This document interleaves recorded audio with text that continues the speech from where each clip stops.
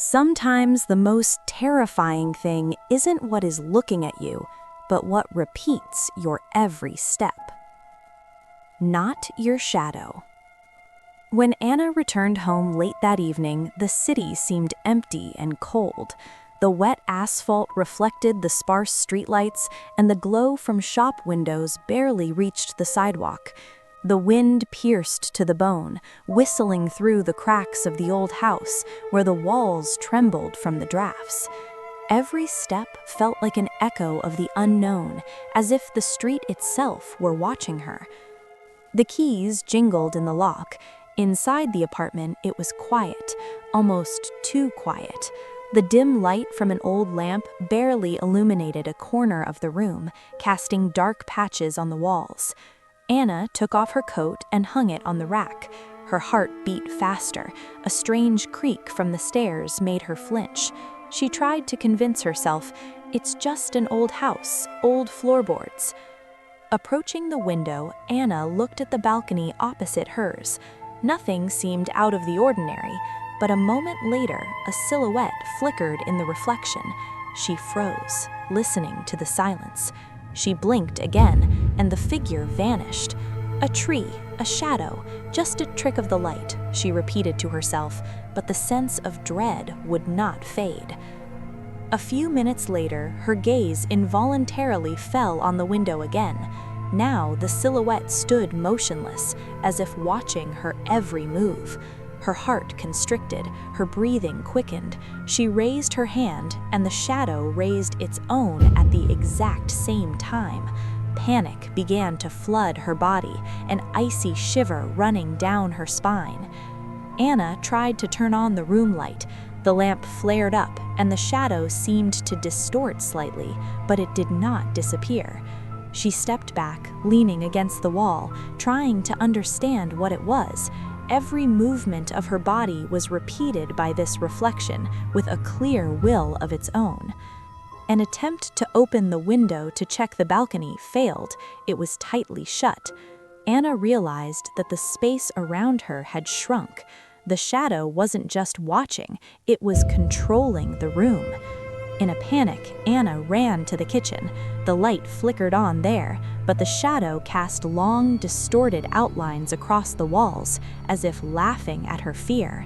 Her heart hammered, her breath became shallow, and suddenly, silence. The shadow vanished.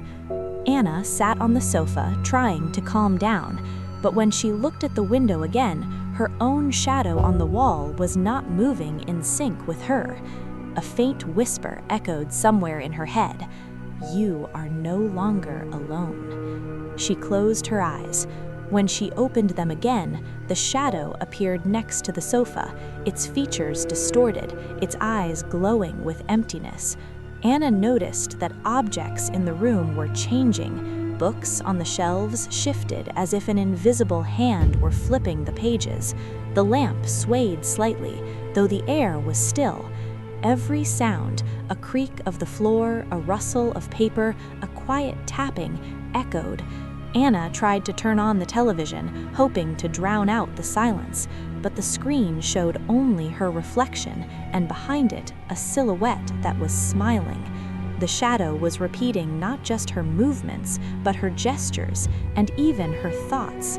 Anna ran to the door, hoping to escape. The hallway was long and unnaturally dark. With every step, the creaks grew louder. She heard a soft whisper right behind her back, "You won't leave."